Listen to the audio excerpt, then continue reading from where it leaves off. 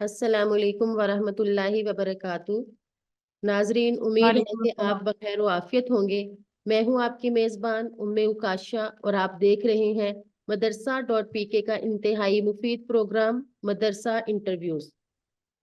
इल्मी रसूख की तरवीज की खातिर इल्मी शख्सियात के इंटरव्यूज आपकी खिदमत में शाया किए जाते हैं ताकि इन शख्सियात की ज़िंदगी के तजर्बे से हमारे लिए भी नई राहें खुले। इसी सिलसिले में हमारी आज की मोअज़्ज़ज़ मेहमान है डॉक्टर खोला अलवी साहिबा। आपका ताल्लुक बहुत ही इल्मी और अदबी घराने से है। आप माशाल्लाह पीएचडी स्कॉलर भी हैं और आप रियाजुल हदीस लित्तालिबात राजोवाल जिला उकाड़ा की मोहतमिमा है। और आपके इदारे की खसूसियत ये है कि आप तालिबात की तालीम के साथ साथ उनकी तरबियत पर बहुत तवज्जो देती हैं। आपके इदारे के नज़्मो ज़ब्त से इस बात का बखूबी अंदाज़ा लगाया जा सकता है कि आप दौरे हाजिर की तालिबात खास तौर पे नौजवान नस्ल को किस तरह से अलूम शरिया से रोशनास करवा रहे हैं। और आपके इदारे में कई शोबाजात हैं जिनमें हर उम्र की खवातीन और बच्चियों के लिए मुख्तलिफ जामे और मुख्तसर कोर्सेज करवाए जाते हैं। इन तमाम मसरूफियात के बावजूद आपने माशाल्लाह अपनी घरेलू जिंदगी को बिल्कुल मुतासिर नहीं होने दिया। और जिस तरह आप अपने रूहानी बच्चों की तरबियत करती हैं, इसी तरह आपने अपने जिस्मानी बच्चों को भी असरी और दीनी दोनों ही तालीम से रोशनास करवाया। और इसके साथ साथ आप बेहतरीन मुसन्निफा हैं। आपकी कुछ तसानीफ शाया हो चुकी हैं और कुछ जल्द ही मंजर आम पर आएंगी। आपको ये जोरे कलम की नेमत अपने खानदान से मिली, खास तौर पे आपकी वालिदा सुरैया बतूल साहिबा, ये भी एक मशहूर मुसन्निफा है जो कि मशहूर मुफस्सिर कुरान मौलाना अब्दुल रहमान कैलानी की बेटी हैं। और आपकी यानी वो खोला साहिबा जो है, इनकी तसानीफ का कुछ मैंने भी मुताला किया तो मुझे ये महसूस हुआ कि आपकी तसानीफ की खूबी ये भी है कि आप दौरे हाजिर के मसाइल पर बड़े हकीमाना अंदाज में रोशनी डालती हैं, फिर अपने अल्फाज के खूबसूरत मजमुए के जरिए इन्हीं मसाइल का हल शरीयत की रोशनी में पेश करती हैं। अब हम बढ़ते हैं अपनी मोअज़्ज़ज़ मेहमान डॉक्टर खोला अलवी साहिबा की तरफ। डॉक्टर साहिबा, अस्सलाम वालेकुम वरहमतुल्लाहि वबरकातुह। वालेकुम अस्सलाम वरहमतुल्लाहि वबरकातुह। सबसे पहले तो हम आपके मशकूर हैं कि आपने अपने कीमती वक्त में से मदरसा.pk के लिए वक्त निकाला। जी, मैं भी आपकी शुक्रगुजार हूँ कि आप लोगों ने मुझे इस प्लेटफॉर्म से इंटरव्यू करके बात करने का और अपने ख्यालात आगे पहुँचाने का मौका फराहम किया। बहुत शुक्रिया, जज़ाकल्लाह। तो माशाल्लाह, जैसे मैंने आपका कहा कि आपका घराना जो है बहुत इल्मी और अदबी घराना है, तो हम बाकी सवालात से पहले यही जानना चाहेंगे कि आप अपने खानदान का मुख्तसर तारुफ करवा दें, खास तौर पे अपने ननिहाल, ददिहाल, ससुराल, यानी तीनों जिहाद से जो है ना, आप जिस तरह इल्मी और अदबी फैमिली है, तो इनका आप हमें तारुफ दे दीजिए। जी, सबसे पहले मैं अपना थोड़ा सा तारुफ करवा दूँ। मेरा नाम खोला अलवी है और मेरी कुनियत उम्मे साद है। तहरीरी तौर पे इदारे के डॉक्यूमेंट्स वगैरह में और इश्तिहारात में मेरा नाम उम्मे साद ही बयान किया जाता है। मैं पीएचडी डॉक्टर हूँ, हाफिज़ा हूँ, वफाकुल मदारिस सल्फिया से शहादतुल आलमिया की डिग्री हासिल की हुई है और तालीम से फरागत के बाद कॉलेज में लेक्चरार की जॉब करते हुए कई टीचर ट्रेनिंग कोर्सेज भी किए थे, फिर मास्टर ट्रेनर के तौर पे करवाए भी थे। लाहौर में हमारी रिहाइश थी और लाहौर में टीचर ट्रेनिंग इदारा था आफाक के नाम से, एकेडमिक एसोसिएशन फॉर क्वालिटी। तो ये बुनियादी तौर पे स्कूल में टीचर ट्रेनिंग कोर्सेज जो है करवा रहे थे स्कूल और कॉलेज के लेवल पे। तो वहाँ पे मैंने ये कोर्सेज जो किए भी थे और इनके जितने कोर्सेज थे वो किए भी थे, फिर मास्टर ट्रेनर के तौर पे करवाए भी थे। मेरा ताल्लुक एक इल्मी खानवादे से है अल्हम्दुलिल्लाह। वालिदैन दोनों दीनी दुनियावी लिहाज से बहुत ज़्यादा पढ़े लिखे, कुरान और सुन्नत के आलिम बाअमल और माशरे में तालीमी तालीफी और इतनी खिदमत से अंजाम देने वाले। वालिद साहब 2016 में वफात पा गए थे, जबकि वालदा साहिबा हयात हैं अल्हम्दुलिल्लाह। वालिद साहब का नाम मौलाना अब्दुल अकील अलवी मरहूम है और वालदा का नाम प्रोफेसर सुरैया बतूर अलवी है। और मेरे नाना जान का नाम अब्दुल रहमान कैलानी है, जिन्होंने तफसीरुल कुरान में तफसीर लिखी थी। ये 4 जिल्दों पर मुश्तमिल है जो बड़ी आसान और आम फहम है और बहुत सारे इदारों के निसाब में और सिलेबस में शामिल है। हमारा ताल्लुक लाहौर से है, लेकिन मैं गुजरांवाला में पैदा हुई थी, जहाँ मेरे वालिदैन आर्जी तौर पे जॉब के सिलसिले में रिहाइश पजीर थे। फिर 3-4 साल के बाद दोबारा लाहौर शिफ्ट हो गए। बचपन और जवानी के इब्तदाई नौजवानी के सारे साल मेरे लाहौर में ही गुजरे, और फिर शादी के बाद मैं राजोवाल उपाड़ा शिफ्ट हो गई और अभी तक राजोवाल में रहाइश पजीर। जहाँ तक ख़ानदानी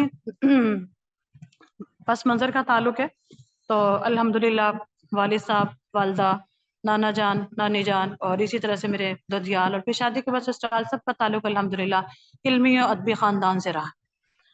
मेरे वालिद साहब 1940 में पैदा हुए थे और 2016 में फौत हुए थे।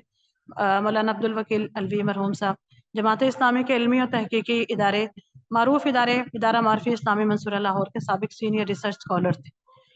वो और इनका ख़ानदान क़याम पाकिस्तान के मौके पे इंडिया के इलाके बीकानेर से हिजरत करके पाकिस्तान आए थे और मुल्तान के करीब जहानिया के इलाके में आबाद हो गए। लेकिन मेरे वालिद साहब तालीम के सिलसिले में ज़्यादातर लाहौर में ही रिहाइश पजीर रहे और फिर शादी के बाद सारा अरसा इन्होंने वफ़ात तक लाहौर में ही गुजारा। मेरे दादा जान का नाम अब्दुल्ला है, जो पेशे के अतबार से दर्जी थे, लेकिन मेरे वालिद साहब की तरबियत ज़्यादा उनके मामू हकीम अब्दुल्ला साहब ने की, जो बड़े मशहूर मारूफ और फ़हम फरासत और अपने पेशे में कमाल को पहुँचे हुए हकीम। कई उन्होंने कुतुब तसनीफ़ की जो तिब में बड़ी अहमियत के हामिल हैं। मसलन कंजुल मुजर्रिबात शोहरा आफाक हैसियत के हामिल है, जिसके बेशुमार एडिशन शाया हो चुके हैं और अभी तक शाया होते हैं। उन्होंने तिब में कई और भी कुतुब तहरीर की थी। बड़े नेक साले, मुत्तक़ी और इल्म दोस्त इंसान थे।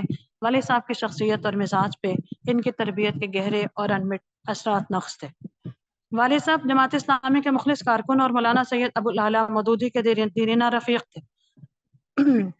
इनको अल्लाह ताला ने जो इल्मी अदबी सलाहियतें दी थी, तो उसके हिसाब से इनको मौलाना अताउल्लाह हनीफ भुजियानी साहब ने इनको मशवरा दिया था कि आप जमात इस्लामी के साथ खसूसी तौर पर सैयद अबुल आला मौदूदी साहब के साथ वाबस्ता हों और वहाँ पे अपनी खिदमत सर अंजाम दें। वहाँ प्लेटफॉर्म मौजूद है जहाँ पे आपकी खिदमत से इस्तेफादा किया जा सकता है। तो वालिद साहब ने मौलाना मौदूदी साहब की कई तसानीफ पे तनक़ीह व तहक़ीक़ के काम किए। ये तनक़ीह व तहक़ीक़ एक नया लफ्ज़ है। लवाज़मात आप उन्हें कह सकते हैं, यानी मालिकात, या आसान अल्फाज में कह सकते हैं कि तरतीब व तंज़ीम, मुरतब करना, अरेंज करना। तो उन्होंने तनक़ीह व तहक़ीक़ पे काम किया था, यानी तरतीब व तंज़ीम। मसलन तफ़हीमुल अहादीस 8 जिल्दों पे मुश्तमिल बहुत बड़ी किताब है, जो कि अहादीस का मजमुआ है। सीरत सरवर आलम नबी करीम सल्लल्लाहु अलैहि वसल्लम की सीरत पे मुश्तमिल है, 3 जिल्दों पे मुश्तमिल है। तज़किरा अंबिया और रसूल और अस्माउल हुस्ना वगैरह, इन पर वालिद साहब ने काम किया।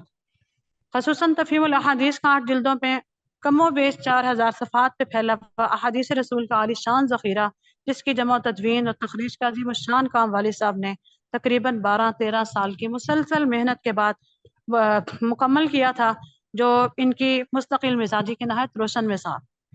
वालिद साहब कलम के मज़दूर थे।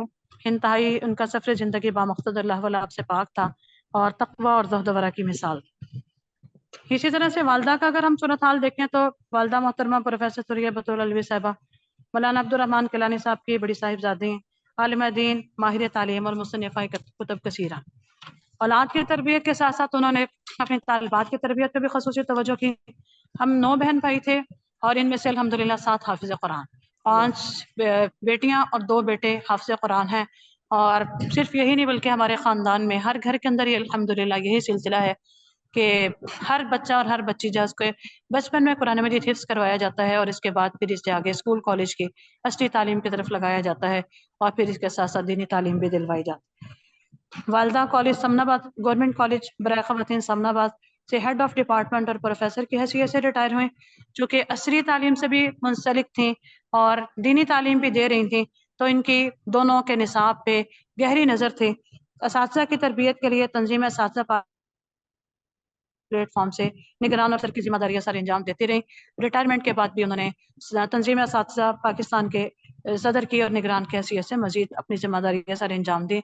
लेकिन अब जो है वो तकरीबन उनकी तवील उम्र है और 70 बरस से ऊपर उनकी उम्र है, तो अब इनकी सेहत के मसाइल है जिसकी वजह से उन्होंने जिम्मेदारियां कुछ कम कर दी हैं। और लेकिन घर में अभी भी अल्हम्दुलिल्लाह उनकी तदरीस का सिलसिला जारी है। घर में जो मदरसा उन्होंने इब्तदा से शुरू किया हुआ था, जब से हमने घर में आँख खोली तालीम और ताल्लुम का सिलसिला जारी देखा اور والدہ نے بچیوں کو ابتدائی دور میں قرآن مجید کا ترجمہ تفسیر حفظ تو بچوں نے ابتدائی دور میں ہی کر لیا تھا، بچپن میں 9-10 سال کی عمر تک، اور پھر اس کے بعد نماز تراویح میں ان کو ابتدا سے قرآن مجید سنانے کا سلسلہ بھی ان کا جاری رکھا۔ پھر بچیاں جب وہ میٹرک تک 14-15 سال کی عمر تک قرآن مجید کا ترجمہ تفسیر مکمل کر لیتی تھی، تو پھر ان کو اپنے ساتھ پڑھانے پہ بھی لگا دیتے۔ گھر میں ہی حدیث، بلوغ المرام، مشکات شریف اور اسی طرح سے گرامر کی ابتدائی کتب بھی طالبات کو پڑھانے کا انتظام تھا، اور اس کے ساتھ ساتھ ان کی ہم نصابی سرگرمیاں، تقریر وغیرہ پہ، تلاوت پہ، طرح کے دوسرے کاموں پہ، دعوت و تبلیغ پہ توجہ کی جاتی تھی۔ تو یہ ہمارا گھریلو مدرسہ جو والدہ نے ابتدا سے قائم کر رکھا تھا، اور اسی ماحول میں ہم نے پرورش پائی۔ تو میری ابتدائی تعلیم و تربیت میں بھی والدہ کا گہرا ہاتھ ہے کہ بہت ساری جو ہے وہ دینی تربیت ان کے ہاتھوں ہی، تعلیم بھی اور تربیت بھی، ترجمہ تفسیر ان سے پڑھی، مشکات ان سے پڑھی، گرامر کی بنیادی کتب ان سے پڑھی۔ اس کے بعد پھر دوسرے مدارس وغیرہ میں تعلیم بھی حاصل کرتی رہی، اور اس کے ساتھ ساتھ عصری تعلیم بھی جاری رہی۔ میں اپنی والدہ کی بات کر رہی ہوں کہ کالج میں طالبات کو تعلیم جو انہوں نے دی، تو اس کے لیے انہوں نے ہمیشہ گھر میں فی سبیل اللہ یہ خدمات سر انجام، تعلیم و تدریس اور ساتھ ساتھ تربیت کی ذمہ داریاں۔ پھر گھر میں ہمیشہ سے ہفتہ وار درس ہوتا رہا، جو ابھی تک جو ہے وہ قائم و دائم ہے یہ سلسلہ، اور الحمدللہ اہل علاقہ کی خواتین اور طالبات ہر مطلب ہفتہ وار درس میں باقاعدگی سے شامل ہوتی ہیں اور استفادہ کرتی ہیں۔ قرآن مجید کا ترجمہ تفسیر اس درس میں والدہ محترمہ الحمدللہ کئی دفعہ مکمل کر چکی ہیں۔ اس کے علاوہ مختلف حالات حاضرہ کے حوالے سے جو مسائل ہیں اور خواتین کے سوالات وغیرہ ہوتے ہیں، ان کے جوابات دیے جاتے ہیں۔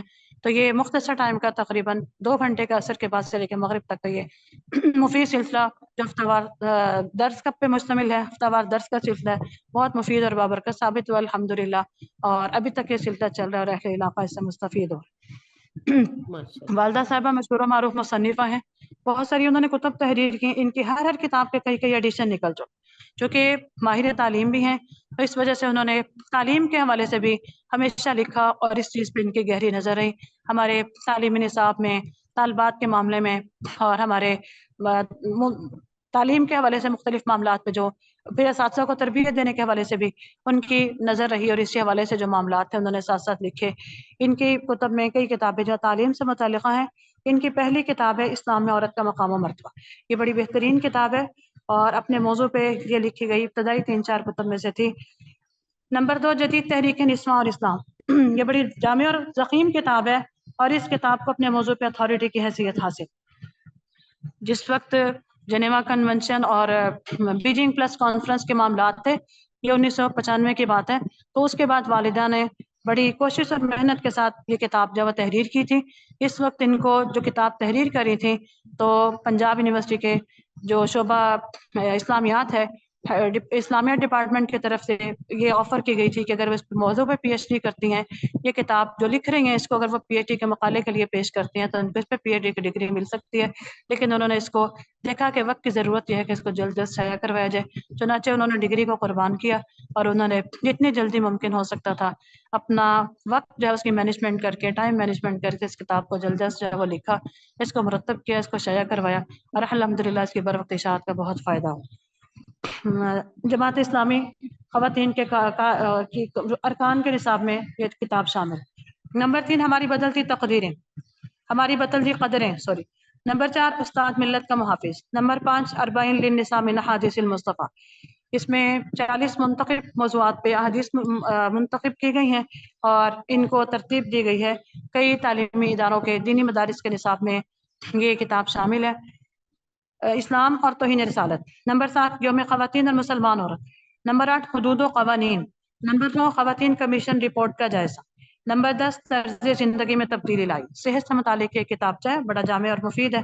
نمبر 11 قیام پاکستان کے حقیقی عوامل۔ نمبر 12 تحفظ ناموس رسالت امن عالم کی ضمانت۔ نمبر 13 بچوں کی جنسی تعلیم اور اسلام، تقریباً 2 سال قبل یہ آخری کتاب شائع ہوئی تھی، اور اس وقت بھی والدہ محترمہ کی کئی کتابیں زیر طبع۔ ان کی ایک کتاب بڑی قیمتی اور بامقصد ہے، اور اپنے موضوع پہ بڑی جامع حیثیت کی حامل۔ ماشاءاللہ اپنے جی شریک حیات پروفیسر ڈاکٹر عبید الرحمان محسن صاحب کو کچھ تعارف کروا دوں۔ جی ضرور ڈاکٹر عبید الرحمان محسن صاحب معروف اور جید عالم ہیں، اور موٹیویشنل اسپیکر بھی ہیں، خطیب بھی ہیں، اور اس کے ساتھ ساتھ گورنمنٹ ڈگری کالج حجرہ شاہ مقیم وکاڑا میں اسلامک اسٹڈیز کے پروفیسر ہیں, PhD ڈاکٹر ہیں, اور مصنف کتب کثیرہ بھی. یہ اللہ کا بڑا شکر ہے کہ سسرال میں بھی اور اس کے سے پہلے جو ہے ننیال میں بھی اور دوتیال کے ماحول میں بھی دیکھوں تو وہاں پہ بھی علمی اور ادبی خدمات. یہ کزنس کو ہم دیکھیں تو وہ بھی لکھنے لکھانے کا کام کر رہی تھیں, اور اسی طرح سے اپنے بزرگوں کو دیکھیں, والد صاحب, والدہ, نانا جان, اور اسی طرح سے سسرال کے شادی کے بعد میرے شوہر اور پھر میرے سسر مولانا محمد یوسف راجو والوی, ان کا بھی لکھنے پڑھنے کا رجحان تھا, اور آنے کے ساتھ ساتھ جو ہے تعلیم و تصنیف کا بھی رجحان تھا.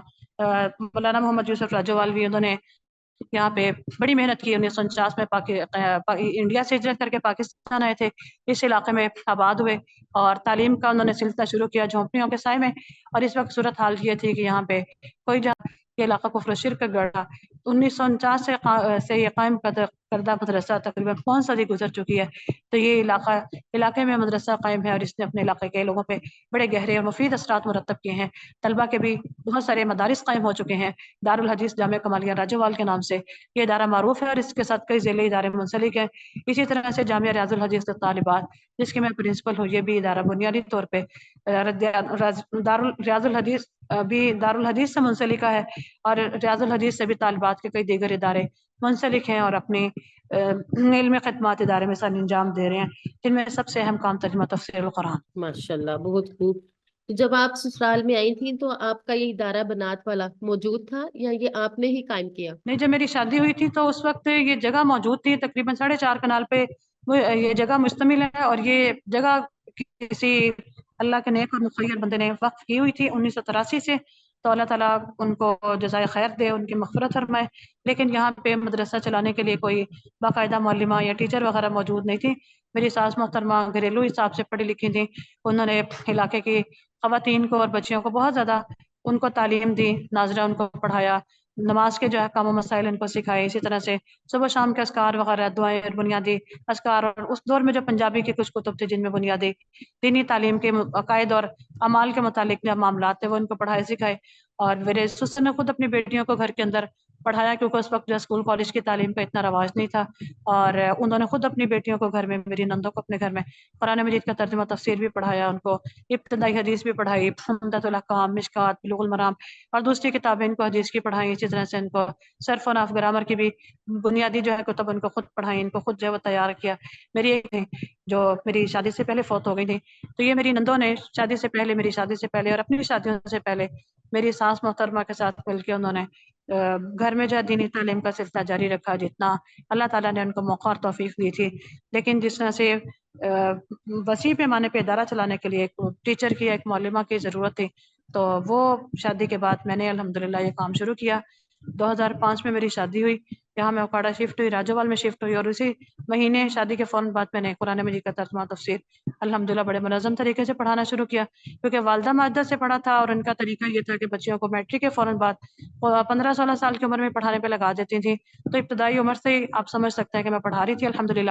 تو میرا وسیع تجربہ تھا, اور پھر اس کے ساتھ ساتھ یہ کہ کئی سال کے تجربے کے بعد انسان کو یہ پتہ چل جاتا ہے کہ طالبات کو کس طرح سے پڑھانا ہے. اور پھر والدہ کا بنیادی طور پر طریقہ اس طرح کا تھا کہ جس سے طالبات کو بہت اچھے طریقے سے پڑھائی کی سمجھ آ سکے.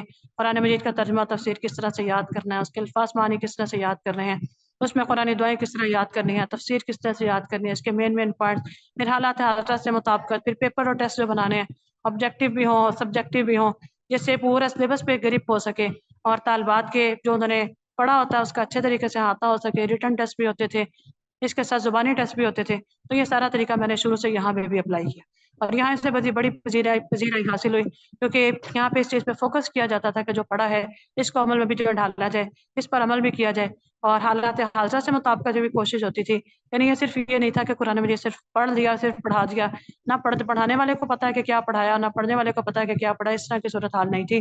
بلکہ ان کو اچھی طرح سے اس چیز سے آگاہ کیا جاتا تھا کہ ان کا مقصد زندگی کیا ہے.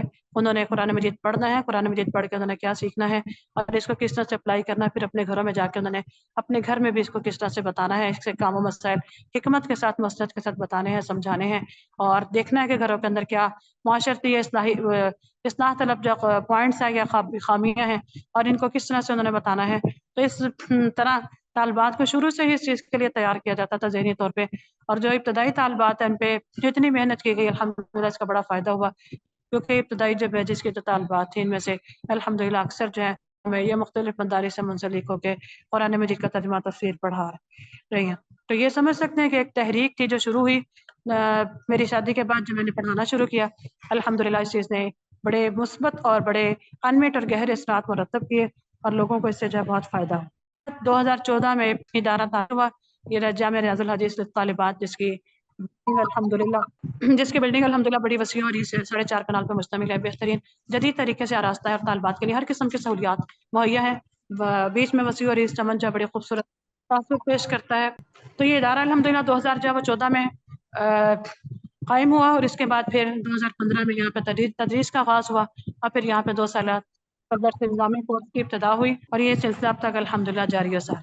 میں ڈاکٹر عبید الرحمان محسن صاحب کی بات کر رہی تھی اس سے پہلے. وہ تدریسی تقریری اور باقی سرگرمیوں کے ساتھ ساتھ تصنیف و تالیف کے فن میں بھی ماہر ہے اور الحمدللہ ان کی بھی مختلف کتابیں ہیں. ان میں سے ان کی کتاب بر صغیر میں تفسیر کے مناہج و اثرات ہے. دراصل ان کا PhD کا مقالہ انہوں نے بعد میں کتابی شکل دی ہے.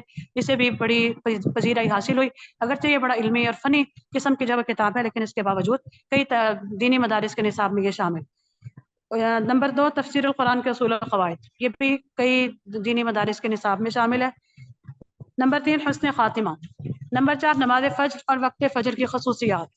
نمبر 5 نماز عصر کی خصوصیات. نمبر 6 برداشت کرنا سیکھیں. نمبر 7 عشرہ ذوالحجہ اور قربانی. نمبر 8 آمد رسول کی خوشی مگر کیسے. نمبر 9 کلوا واشربوا ولا تسرفوا.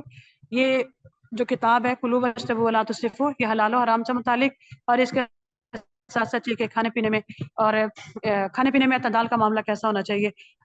صحت کے جو اصول وغیرہ جو وہ کھانے پینے کے معاملے میں کس طرح سے اپلائی کر. تو یہ اس موضوع پہ انہوں نے کتاب لکھی ہے. اس کے علاوہ بھی ان کی کئی کتب جو ہے وہ زیر طبع. تو الحمدللہ انہوں نے تدریس تقاریر اور دروس کی طرح تصانیف میں بھی معاشرتی اصلاح کا پہلو اجاگر. ماشاءاللہ آپ نے جس طرح بھی اپنے شریک حیات کی تصانیف کے بارے میں بتایا تو اب آپ اپنی تصانیف کے بارے میں بتائیں کہ آپ نے جو کوئی کتابیں شائع ہو چکی ہیں آپ کی یا ابھی ساری ہی شائع ہونے والی ہیں ان کے بارے میں تھوڑا بتا دیجیے. جی الحمدللہ میرے مضامین اور افسانے وقتاً فوقتاً مختلف رسائل و جرائد میں شائع ہوتے رہے ہیں. شائع ہوتے رہتے بھی ہیں. سلسلہ چل رہا ہے. اس کے علاوہ مختلف ویب سائٹ سے بھی شائع ہوتے رہتے ہیں. تو اب تک تقریباً 200-250 کے قریب تحریریں شائع ہو چکی ہیں اور الحمدللہ میری 3 کتب بھی شائع ہو چکی ہیں.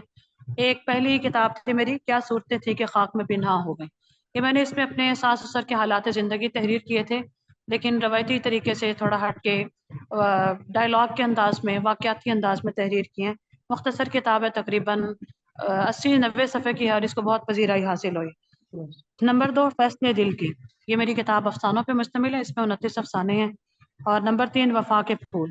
اس میں 38 افسانے شامل ہیں اور یہ سارے جو ہیں مختلف اس میں معاشرتی خاندانی مسائل گھریلو زندگی کے پریشانیاں خواتین کے معاملات ملک و ملت سے محبت اللہ اور اللہ کے رسول سے محبت شادی بیاہ جہیز اور خوشی غمی کے موقع کے رسومات اور اس میں دیگر معاشرتی خرابیوں کی نشاندہی کی گئی ہے اور ان کی اصلاح کی طرف بھی توجہ دلائی گئی. اس کے علاوہ میری کئی کتابیں زیر کتب ہیں زیر طبع ہیں. تو اللہ کی توفیق سے انشاءاللہ آہستہ آہستہ شائع ہوتی رہیں گی. تو تقریباً جو ہے میں اس وقت دیکھوں تو 3-4 کتابیں ایسی ہیں جو اس وقت بالکل ریڈی ہیں اور طباعت کے لیے تیار. اب اللہ تعالیٰ وسائل و ذرائع مہیا کرے تو اللہ کی توفیق سے انشاءاللہ یہ چھپتی جائیں گی. اور لکھنے لکھانے کے لیے خدا سے ہی میرا لکھنے کا کام جو ہے وہ ہے. زمانہ طالب علم سے لکھنے کا شوق تھا. کچھ نہ کچھ لکھتی رہتی تھی.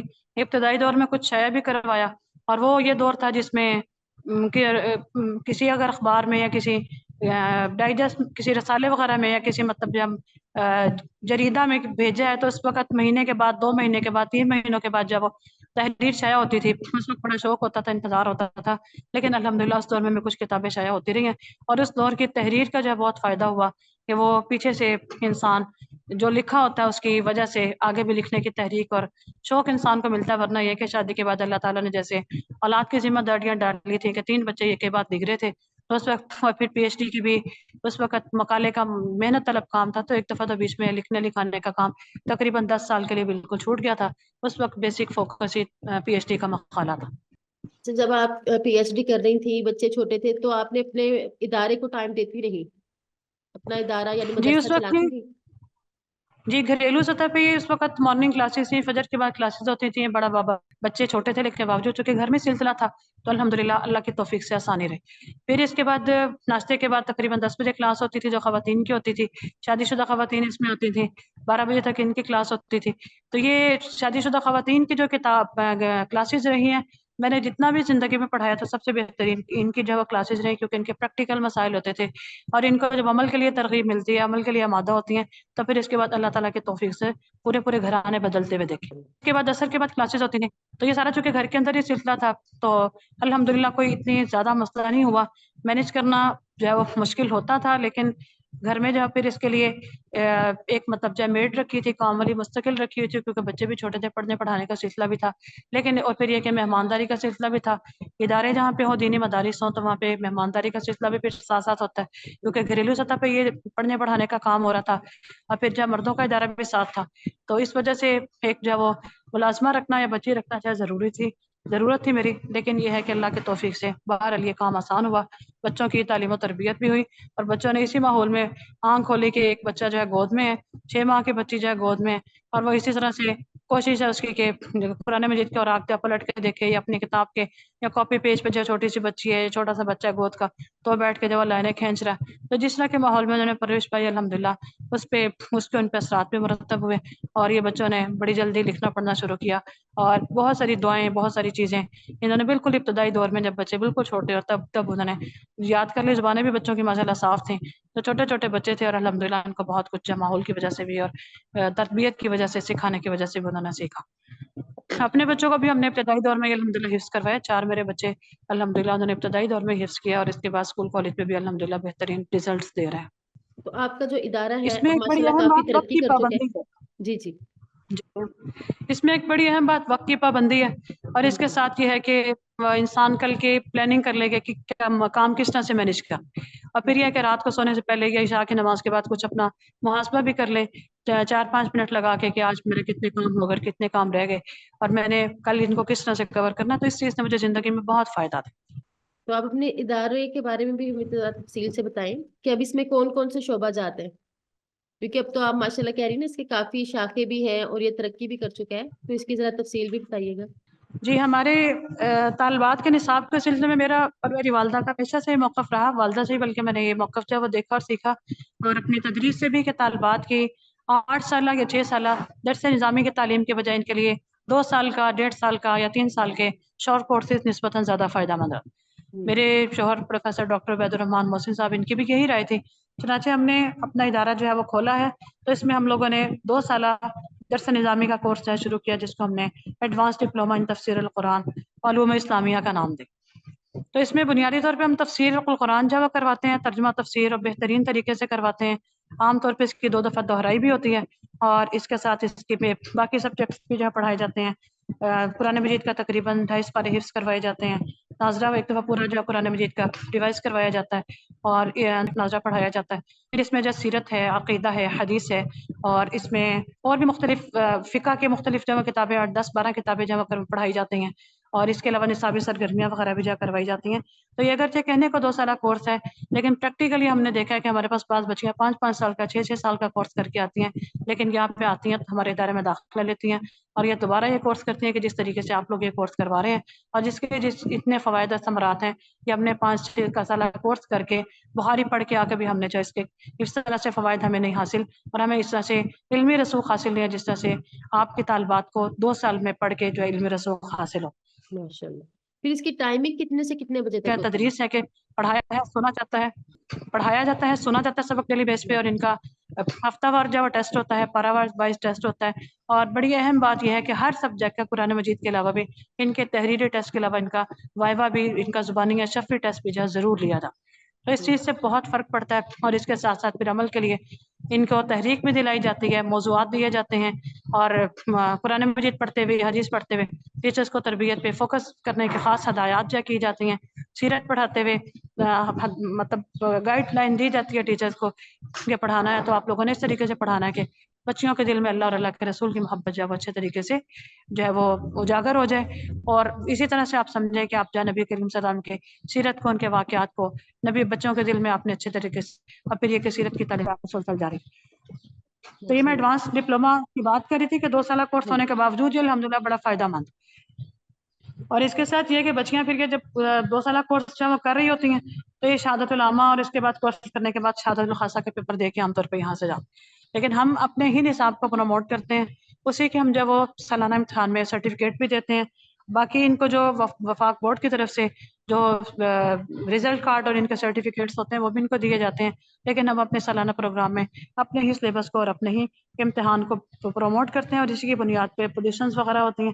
پھر اس کے بعد ہمارا شعبہ ناظرہ ہے صرف مقامی طالبات کے لیے, اس میں ہم ان کو بچوں کو ہاسٹل میں رہائش نہیں دیتے. ہمارا ایک شعبہ جو ہے وہ شعبہ حفظ ہے, جس میں صرف مقامی طالبات کو ایڈمیشن دیا جاتا ہے اور اس میں بھی ہاسٹلائز بچوں کو ہاسٹلائز بچوں کے لیے ایڈمیشن نہیں ہوتا, بچوں کو ہم ہاسٹل میں جگہ نہیں دیتے. شارٹ کورسز ہوتے ہیں 1 ماہ کے, 2 ماہ کے, 1 ہفتے میں مشتمل. دورہ قرآن باقاعدگی سے ہر سال ماہ شعبان کے آخری اشرا میں رمضان میں کروایا جاتا ہے اور عام طور پہ 25 رمضان تک جو ختم کر دیا جاتا ہے. شعبہ دعوت و تبلیغ یہ ہمارا البتہ بڑا فعال اور ایکٹیو شعبہ ہے, جس میں کانفرنسز ہیں, سیمینارز ہیں, تربیتی نشستوں کا انصرام ہوتا ہے, ٹیچر کا بھی اہتمام ہوتا ہے. مدرسہ.pk کے پلیٹ فارم سے بھی ہم نے ٹیچر ٹریننگ ورکشاپ کا اہتمام کیا, اور اس سے پہلے بھی ہمارے ادارے میں الحمدللہ ٹیچر ٹریننگ ورکشاپ کا سلسلہ جاری تھا. پچھلے سال ہم نے ٹیچرز کے لیے اور سینئر طالبات کے لیے اور سابقہ ہماری کچھ جب اسٹوڈنٹس جو اپنی اپنی جگہوں پہ دین کا کام کر رہے ہیں, اپنے گھروں میں مدارس انہوں نے بنائے ہوئے یا کسی مدرسے کے ساتھ وابستہ ہیں, تو ان کو بلا کے ہم نے ان کی سوشل میڈیا ورکشاپ کروائی تھی.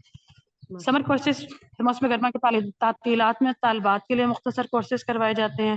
کڈس کورسز بھی باقاعدگی سے ہوتے ہیں, بچیوں کے لیے ہوتے ہیں, اور اسی طرح سے سنڈے کلاس بھی جو عام طور پر بچوں کے لیے ہوتی ہیں, اور اس میں ان کو کوئی اپنی سلیبس کے علاوہ کچھ ہم نے جو منتخب کیا ہوا ہے, ان کو آرٹ ورک بھی کروایا جاتا ہے, کلرنگ یا آرٹ اینڈ ڈیزائننگ, کچھ نہ کچھ اس طرح کا کٹنگ وغیرہ کر کے مختلف چیزیں بنانا سکھانا, اس طرح کی کلاس وغیرہ جو ہے ان کی بھی سنڈے کلاسز میں یہ سلسلہ بھی جو ہے وہ جا رہا ہے. اس کے علاوہ ہماری ایک بڑی اہم چیز جو ہوتی ہے وہ پیرنٹ ٹیچر میٹنگ ہوتی ہے, جو ہم لوگ تقریباً 1 مہینے کے بعد منعقد کرتے ہیں, اور اگر ماؤں کا آنا ممکن نہ ہو تو فون پہ یا پھر ملاقات پہ ان کو باقاعدگی سے بتایا جاتا ہے. اور یہ عام طور پہ پیرنٹ ٹیچر میٹنگ جو ہے منعقد کی جاتی ہے جس دن ماہانہ چھٹیاں ہونی ہوتی ہیں, تاکہ والدات ہی ملاقات کے لیے آئے اور بچوں کی رپورٹ میں اور ملاقات کریں, اور ٹیچرز وغیرہ سے ملاقات کر کے بچوں کے معاملات سے پوری طرح آگاہ ہیں. اس چیز کا ہمیں بہت فائدہ ہو کہ ہم بچیوں کی فیڈ بیک مسلسل دیتے ہیں. اس کے علاوہ بچیاں جب چھٹی پہ جاتی ہیں تو ان کو ہم تربیتی رپورٹ فارم بھی دیتے ہیں, اور اس سے واپسی پہ انہوں نے گھر سے انہوں نے سگنیچر کروا کے لانے ہوتے ہیں, اس سے بھی ان کے والدین کو بچوں کے تربیتی معاملات سے آگاہی اور واقفیت رہتی. تو اساتذہ کا بچوں کی تربیت کے ساتھ ساتھ والدین کے ساتھ مسلسل رابطہ, یہ چیز بڑی اہمیت کا حامل ہے. اس چیز کے ہمیں البتہ بہت اچھے نتائج ملے. تو یہ ہمارے 8-10 جو مختلف جو وہ شعبہ جات ہیں اور ہمارے کورسز ہیں جو کہ ہمارے ادارے میں الحمدللہ چل رہے ہیں, اور اس کے علاوہ مزید ہمارا مختلف شعبہ جات مزید شروع کرنے کا ارادہ ہے. تو اللہ تعالیٰ کی توفیق سے انشاءاللہ یہ بھی آہستہ آہستہ ممکن ہو سکے گا.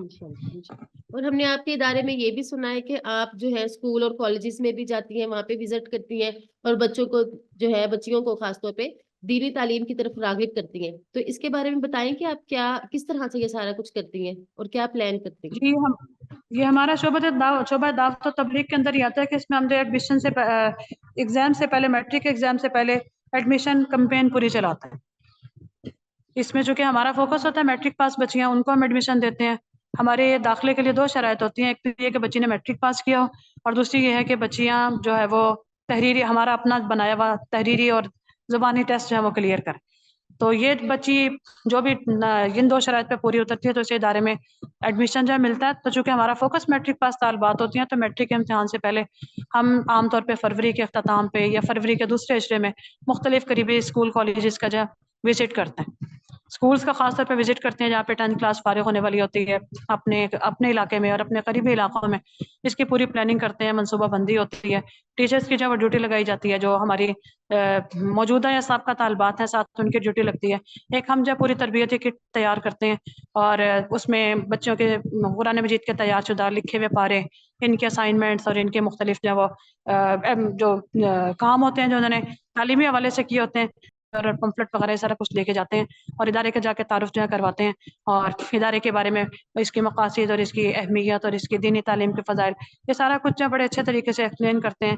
فلیکسز جو ہے ساتھ لے کے جاتے ہیں, ادارے کے فلیکسز وغیرہ لگاتے ہیں اور دینی تعلیم کی اہمیت و فضیلت سے متعلق مختلف فلیکسز وغیرہ اور وائٹ بورڈ پہ مطلب جو ہے وہ لکھ کے جو ہے بتاتے ہیں بچیوں کو, ان کے جو پریزنٹیشن دیتے ہیں اور جن کے جو ہے نا مجھے سوالات ہوتے ہیں وہ کلیئر کیے جاتے ہیں. ادارے کے تعارف پہ مشتمل مختصر پراسپیکٹس یا بروشر وغیرہ میں تقسیم بھی کیے جاتے ہیں اور ادارے کا پورا تعارف کروایا جاتا ہے اور بچیوں کو اس چیز کے لیے ترغیب دلائی جاتی ہے. اس کے لیے باقاعدہ ہم لوگ جو ہے پہلے جو ایڈمنسٹریشن ہے, پرنسپل وغیرہ, ان سے اجازت لیتے ہیں, انفارمیشن لے کے جاتے ہیں اس اسکول میں میٹرک کی کلاس موجود ہے اور ان کی کتنی بچیاں ہیں اور یہ کہ ہم لوگ مطلب جائیں تو ہمیں مل جائے گا. یہ ساری انفارمیشن لے کے ایڈمنسٹریشن سے بات کر کے ہم لوگ جاتے ہیں. عام طور پہ آدھے گھنٹے کا ٹائم کافی رہتا ہے, کلاس کے اندر 15 منٹ بھی کافی رہتے ہیں, لیکن اس کے بعد جو ادارے کے ٹیچرز ہیں یا طالبات ہیں, خصوصی طور پہ ادارے کی بہت ساری ٹیچرز جو ہیں وہ اس سے دلچسپی لے کے سوالات پوچھتی ہیں اور مکمل اس کے بارے میں انفارمیشن لیتی ہیں. وہ آگے اپنی اسٹوڈنٹس کو بعض اوقات تیار بھی کرتی ہیں اور اپنی ہی بیٹیوں کو, اپنی رشتہ دار بچیوں کو جو ادارے میں تعلیم کے لیے بھیجتے ہیں, کیونکہ الحمدللہ علاقے میں ہمارے ادارے کی جامعہ ریاض الحدیث طالبات کی شہرت بہت اچھی ہے. تو ان چیزوں کا ہمیں کافی فائدہ ہوتا ہے. اس کے علاوہ ہم اپنی طالبات کی بھی ڈیوٹی لگاتے ہیں مختلف علاقوں سے, چونکہ ہاسٹل موجود ہے. بچیاں آئی ہوتی ہیں قصور سے, رینالہ خور سے, اوکاڑا سے, لاہور تک سے ہمارے پاس بچیاں موجود ہیں. تو طالبات کی ہم ڈیوٹی لگاتے ہیں, ان کو باقاعدہ ہم جو تیار کرتے ہیں, ان کو مطلب جو وہ لکھ کے ادارے کا تعارف ہے اس سے متعلق ساری چیزیں ان کو لکھ کے بھی دیتے ہیں, ان کو تیار کرتے ہیں, ان کا یہاں پہ پریکٹس کرواتے ہیں اور ان کو کہتے ہیں کہ اپنے گھروں میں جا کے اپنے پروگرامز کروانے, کیونکہ ادارے کے ٹیچرز تو ہر جگہ نہیں پہنچ سکتے ہیں, لیکن بچیاں تو جا کے اپنے گھروں میں پروگرام کروا سکتی ہیں یا انفرادی ملاقاتوں میں ادارے کا تعارف کروا سکتی ہیں. تو یہ ان کاموں کے لیے ہم ٹاسک دے کے بچوں کو ٹارگٹ کر کے تیار کر کے بچوں کو بھیجتے ہیں. ایڈمیشن کے قریب یا میٹرک کے امتحان کے بعد آپ نے اپنے گھر میں بچیوں کے لیے میٹرک پاس بچیوں کے لیے خاص طور پہ اور خواتین کے لیے پروگرام منعقد کرنا ہے اور اس میں ادارے کا تعارف کروانا ہے, اور آپ نے کوشش کرنی ہے کہ آپ کے حوالے سے کم از کم 1-2 طالبات تیار ہو کے آئیں. یہ آپ کے لیے صدقہ جاریہ بنے گا اور علاقے میں آپ کے مدرسے کا تعارف بھی ہوگا اور لوگوں کو اس کے بارے میں واقفیت حاصل ہو سکے. تو اس چیز کا ہمیں ان پوری ایڈمیشن کیمپین کا ہمیں الحمدللہ بہت فائدہ ہوتا ہے ماشاء اللہ. اور طالبات کا الحمدللہ بڑی تعداد میں ایڈمیشن ہوتا ہے. ماشاء اللہ, آپ نے جیسے فرمایا کہ آپ کے پاس لاہور تک کی بچیاں ہیں, تو ان بچیوں کے لیے ہاسٹل ہے, ہاسٹل کی جی بالکل سہولت ہے ہاسٹل تمام, ہاں جی ہاسٹل تمام بچیوں کے لیے. ڈے اسکالر بچیاں جو ہے گھر واپس چلی جاتی ہیں تعلیمی اوقات کے بعد, جبکہ ہاسٹل میں بیرونی بچیاں جو ہے مقیم رہتے ہیں. لیکن حفظ والے آپ جو ہیں اس میں آپ فرما رہے تھے نا کہ حفظ کی بچیوں کے لیے ہم نے ہاسٹل نہیں رکھا. جی ہم نے حفظ کی بچیوں کے لیے اس لیے نہیں رکھا کہ چونکہ اس میں پرائمری پاس بچیاں ہم لوگ لیتے ہیں, تو جی اس میں اگر ہم پرائمری پاس بچیاں لیں اور شعبہ درس نظامی میں ہم میٹرک پاس بچیاں لیں تو یہ ڈفرینس کا فرق ہوتا ہے. بالکل. تو یہ چیز پہ بڑی اہم ہوتی ہے کہ بالغ نابالغ بچیاں اکٹھی ہو تو مسائل ہو. ہمارے ادارے میں چونکہ ایک ہی ایج گروپ ہے, عام طور پہ فرسٹ ایئر لیول کے طالبات موجود ہوتی ہیں, تو ہم ہاسٹل کے اندر جو طالبات کے یا طلبہ کے اداروں کے اندر مسائل ہوتے ہیں, بہت سارے مسائل سے الحمدللہ ہم بچے ہوئے ہیں. ہمارا ارادہ اور ہماری فیوچر پلاننگ یہ ہے کہ اللہ تعالیٰ موقع اور توفیق دے, وسائل دے, تو ہم طالبات کے لیے الگ بلڈنگ رکھیں جس میں ہاسٹل چھوٹی, اگر ہم ہاسٹل میں ان کو جگہ دیں, رہائش دیں, تو پھر ہم ان کو علیحدہ جو ہے وہ بلڈنگ میں رکھیں گے یا کم از کم ان کا پورشن علیحدہ. ماشاء اللہ, کتنی آپ کی گہری نظر ہے تربیت پر, تو اس کی وجہ سے آپ نے اس طرح کیا. تو آپ نے ماشاء اللہ الحمدللہ. زندگی کے ہر حصے میں جو ہے دینی کام بھی کیا, علمی کام بھی کیا, تو آپ کو کیا محسوس ہوا کہ کس حصے میں آپ جو ہے مطمئن ہو کے یا زیادہ پرسکون ہو کے یہ تحریر کا یعنی جو آپ نے سلسلہ کیا ہوا ہے شروع, تو آپ کس وقت میں یہ کر سکتی ہیں؟ دیکھیے ادارہ تو مجھے چلتا اندازہ ہوا رہتا ہے تو نا, بچہ پھر تصنیف کے لیے تو ہمیں جی بہت سا وقت بھی چاہیے, ذہن بھی فارغ ہو, تو وہ عمر کا کون سا حصہ بہترین ہے؟ جی بالکل, یہ اصل میں ابتدائی عمر میں جو لکھا نا, اس نے ہمیشہ جو ہے اس چیز کے لیے موٹیویٹ کیا کہ میں لکھ سکتی ہوں.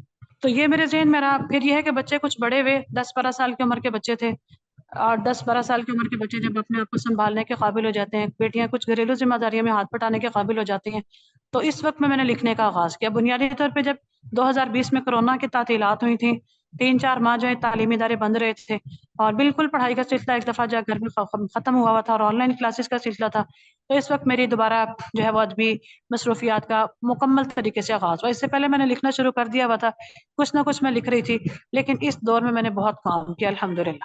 بچے جو ہیں کچھ بڑے تھے, اپنے آپ کو سنبھالنے کے قابل تھے, اور جو ہے وہ گھر کے کام بھی جو ہے مینیج کر کے اس کے بعد وقت نکال کے جو ہے بیٹھنا, اور پھر یہ کہ تعلیمی ادارے کی طرف سے نسبتاً فراغت. آن لائن کلاسز کا کچھ سلسلہ تھا لیکن بہت کم, تو میں نے کام شروع کیا اور الحمدللہ اس کے بعد یہ سلسلہ جو ہے وہ جاری رہا. اس کے بعد میری تقریباً ہر سال الحمدللہ ایک کتاب شائع ہو رہی ہے. اللہ تعالیٰ کی توفیق سے انشاءاللہ یہ سلسلہ جاری رہے تو یہ میری مختلف کتابیں منظر عام پہ آتی رہیں. انشاءاللہ. اس میں جو ایک چیز بڑی اہم ہے، فجر کے بعد کا وقت یہ بڑا مبارک وقت. اس وقت سے فائدہ اٹھایا جائے. تہجد کے وقت اٹھ کے نماز پڑھ کے اللہ سے دعا کی جائے. اس وقت جو قرآن مجید کی تلاوت کر لی جائے، اذکار کر لیے جائیں، اور اس کے بعد فجر کے بعد جو ہے وہ پڑھنے پڑھانے کا سلسلہ، اور اس کے بعد پھر اپنا لکھنے لکھانے کا سلسلہ. اس مبارک وقت نے زندگی میں بہت فائدہ تھے. اس کی وجہ سے وقت میں بڑی برکت ماشاءاللہ. کی پلاننگ جو کر لینا کہ اگلے دن کیا کیا کام کرنا ہے، اور پھر یہ کہ اسی دن کا احتساب بھی کرنا کہ آج کے دن کیا کام ہو گیا، کیا کام رہ گیا. تو یہ 2-3 چیزوں نے مجھے الحمدللہ زندگی میں بڑا فائدہ. باقی زندگی میں ریٹن کام کرنے کے لیے، ادبی تحریری کام کرنے کے لیے، جب بچے تھوڑے بڑے ہوں، آپ کے ساتھ تھوڑا تعاون کرنے کے قابل ہو، سمجھنے کے قابل ہو کہ والدہ کچھ کام کر رہی ہیں اور انہیں ٹائم دینا، تو یہ چیز اس وقت جو ہے فائدہ مند رہتی ہے. ماشاءاللہ اور اس وقت بہترین. زندگی کے تجربات بھی کافی حاصل ہو چکے ہوتے ہیں، سوچ میں میچورٹی اور پختگی آ چکی ہوتی. بالکل. باقی یہ ہے کہ لکھنے کا کام جن کو شوق ہو وہ ساتھ ساتھ بھی لکھتے رہتے ہیں. میں نے بھی لکھنے کا کام ساتھ ساتھ کیا، لیکن بہت کم، اور زیادہ تر میں نے یہ بچوں کے بڑے 10-12 سال کی عمر تک پہنچنے کے بعد یہ کام کیا. آپ جب اپنے ادارے میں کسی معلمہ کو رکھتی ہیں تو آپ کس چیز کو سب سے زیادہ توجہ دیتی ہے کہ اس میں کون سی خوبی ہونی چاہیے معلمہ کے اندر؟ میری ہمیشہ یہ دعا ہوتی ہے کہ اللہ تعالیٰ ہماری بہترین طالبات اور بہترین سٹاف ہمیں عطا فرما. تو ٹیچر کو جب ہم اپوائنٹ کرتے ہیں تو اس میں سب سے پہلے ہم دیکھتے ہیں کہ علمی رسوخ، کیونکہ بنیادی چیز ہے وہ علمی رسوخ. اس کے بعد قرآن مجید کا ناظرہ سن کے دیکھتے ہیں، ترجمہ تفسیر مطلب جو سن کے دیکھتے ہیں. اس کے علاوہ مختلف جو کتب وغیرہ پڑھی ہیں، یہ ساری ان کے متعلق جو بیسک انفارمیشن، عربی عبارت پڑھنا، حدیث پڑھ کے دیکھنا، گرامر پہ کتنی دسترس حاصل ہے، یہ چیزیں. اور اس کے بعد جو ہے یہ کہ تربیت کے اعتبار سے ہم لوگ دیکھتے ہیں، ظاہری اعتبار سے ہم جج کر سکتے ہیں. وہ مختلف سوالات کے ذریعے سے، تحریری ٹیسٹ کے ذریعے سے بھی اور انٹرویو کے ذریعے سے بھی ہم لوگ جج کرنے کی کوشش کرتے ہیں کہ مطلب تربیتی حوالے سے یہ ٹیچر کا ہماری جس کو ہم اپوائنٹ کرنے جا رہے ہیں کیا معاملات ہو سکتے ہیں. اور اللہ کی توفیق سے الحمدللہ ہمیں اچھی نیک صالح دیندار جو وہ ٹیچرز ملی ہیں. اس کے علاوہ یہ بھی دیکھتے ہیں کہ ان کی دوسری صلاحیتیں کیا ہیں، تقریر وغیرہ کرنے کی، درس دینے کی صلاحیتیں، طالبات کو کس انداز میں متاثر کر سکتے ہیں. باقی ٹیچر جب ہمارے پاس آتے ہیں تو ان کی باقاعدہ تربیت کی ضرورت ہوتی ہے. ان کی تربیت کر کے ان کو ساتھ ساتھ چلاتے ہیں، اور ساتھ ساتھ ان کو مطلب جو وہ بتا رہے ہوتے ہیں، گائیڈ لائن دے رہے ہوتے ہیں، ان کا کام دیکھ بھی رہے ہوتے ہیں، ان کی حوصلہ افزائی بھی کر رہے ہوتے ہیں. پھر ایک چیز بڑی اہم جو میں ضرور دیکھتی ہوں کہ ٹیچر ہم جو رکھیں تو چونکہ میٹرک پاس بچیاں ہم رکھتے ہیں تو ٹیچر کی اصلی تعلیم بھی ٹھیک ہونی چاہیے. کم از کم FA BA جو ٹیچر کی اصلی تعلیم ہو. ہمارے پاس جو ٹیچرز ہیں الحمدللہ، کسی نے ماسٹرز کیا ہوا ہے، کسی نے BS کیا ہوا ہے، کوئی مطلب جو ہماری جونیئر ٹیچرز ہیں ان میں سے بھی کوئی BA کا FA کر کے آئی ہیں اور آگے ساتھ مطلب اپنا تعلیم کا سلسلہ جاری رکھا ہوا ہے. دینی تعلیم چونکہ شہادت علامہ اور خاصہ ہماری طالبات ادھر سے ہی کرتی ہیں، اور اگر ہم نے اپنی طالبات کو ہی بہترین ٹاپر طالبات کو اگر ہم نے جو ٹیچر کے طور پہ رکھا ہے تو پھر آگے ان کی تعلیم کا سلسلہ جاری رہا. میں پوری ان کو حوصلہ افزائی کرتی ہوں کہ ان کی اصلی تعلیم بھی جاری رہنی چاہیے اور ان کی دینی تعلیم بھی جاری رہنی چاہیے. اور جاب کے وقت میں خصوصی طور پہ کہتی ہوں کہ آپ نے اپنی یہ پڑھائی کنٹینیو کرنی ہے، کیونکہ ہمیں ایسی ٹیچرز کی ضرورت ہے جو ساتھ ساتھ کوالیفائڈ ہوتی رہے. وہ انسان مطالعہ کرتا رہے تو اس سے انسان کا علم جو ہے وہ تازہ رہتا ہے. اور ان خواتین اور ان بچیوں کا اور ان ٹیچرز کا جو مطالعہ کرتی رہتی ہیں، ان کی سوچ اور ان کا نقطہ نظر، زاویہ نظر ان کا بڑا بہتر رہتا ہے. مطالعہ حقیقتاً انسان کی زندگی میں بڑی اہمیت کا حامل ہو. ماشاءاللہ. تو آپ ہماری معلومات کو کیا پیغام دینا چاہے گی مدرسہ.pk کے پلیٹ فارم سے کہ ہمیں کس چیز کی طرف زیادہ نظر کرنی چاہیے اور خود کو کیسے تیار کرنا چاہیے؟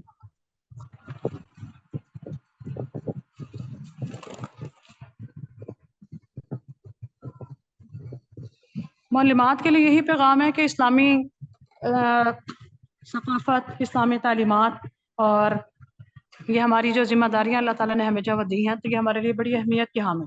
مدارس، مساجد اسلام کے قلعے ہیں، اسلام کے محافظ ہیں. سیکولر اور بے مقصد دنیاوی تعلیم کے مقابلے میں بامقصد دینی تعلیم کے لیے کوشاں. دینی مدارس کے علماء کو سب سے پہلے جو ہے وہ بعمل ہونا چاہیے. اپنے عمل، اپنے سبجیکٹ میں، اپنے مضامین میں ان کو مکمل دسترس ہونے چاہیے. کوئی کمی بیشی ہے تو سیکھ لینا چاہیے. اس میں کوئی مسئلے والی بات نہیں ہے کہ جب نیا آتا ہے ایک بندہ، ایک نئی ٹیچر آتی ہیں تو ان کو بڑا سیکھنے کی ضرورت ہوتی ہے. اور اگر سیکھنے کا اگر شوق ہے اس ٹیچر کے اندر اور وہ اس چیز میں جھجک محسوس نہیں کرتی تو وہ بہت زندگی میں آگے تک جا سکتی ہے. بعمل بھی ہو، تعلیم بھی ہو، اور اس کے ساتھ ساتھ جو اس پر عمل بھی ہو. اور اس کے بعد پھر یہ ہے کہ دینی مدارس کے ٹیچرز کو اپنے اندر مکمل اعتماد پیدا کرنا چاہیے. آخر ہمارے اندر کس چیز کی کمی ہے کہ ہم لوگ کسی قسم کے کمپلیکس میں مبتلا؟ کسی قسم کا احساس کمتری ان کے اندر نہیں ہونا چاہیے، کیونکہ بہترین تعلیم حاصل کر کے اسے آگے پھیلانے کے لیے کوشاں ہوں. نہ صرف ٹیچرز کے اندر یہ کانفیڈنس ہونا چاہیے، اور اگر ٹیچر کے اندر کوئی کمی بیشی ہو تو ہم اس کے اندر یہ کانفیڈنس پیدا کرنے کی کوشش کرتے ہیں. پھر انہیں اپنے طلبہ طالبات میں بھی اعتماد جو ہے پیدا کرنا چاہیے کہ وہ دینی تعلیم حاصل کرتے ہوئے کسی سے کم نہیں، بہترین تعلیم حاصل کر. کیونکہ میٹرک پاس بچیاں آتی ہیں تو بہت ساری بچیاں ایسی بھی ہوتی ہیں جن کے 1000 سے اوپر نمبر ہیں، 1034 1050، اس سے بھی مطلب اچھی نمبر والی جو ہے بچیاں آتی ہیں اور ان کی حوصلہ افزائی کی جاتی ہے، موٹیویٹ کیا جاتا ہے. اور عام طور پہ چونکہ اب ماحول ہی ہے کہ سائنس کے ساتھ بچیاں میٹرک کرتی ہیں تو زیادہ تر ہماری جو ہے وہ سائنس اسٹوڈنٹس ہوتی ہیں جو میٹرک سائنس کے ساتھ کر کے آئی ہوتی ہیں. تو ٹیچرز کو کہتے ہیں، بتاتے ہیں، تربیت کرتے ہیں بچیوں کو جب پڑھانا ہے تو کسی بھی ٹیچر کو کمرہ جماعت کے اندر پڑھاتے ہوئے اپنے طالبات کے مینٹل لیول کو بھی مد نظر رکھنا چاہیے. جو بہترین طالبات ہیں ان کا خیال کرتے ہوئے اسی کے مطابق جو پڑھانا چاہیے. اور جو پیچھے رہ جانے والے بچے ہیں ان کو یا جو ایوریج لیول کے ہیں یا اس سے بھی نارمل لیول کے جو ہے بچیاں ہیں تو ان کا بھی جو خیال کرنا چاہیے. اس کے لیے کلاس کے اندر مطلب ٹیچر کو کس طرح سے طریقہ تدریس استعمال کرتے ہوئے کس طرح سے ان کو بھی جو ساتھ لے کے چلنا ہے.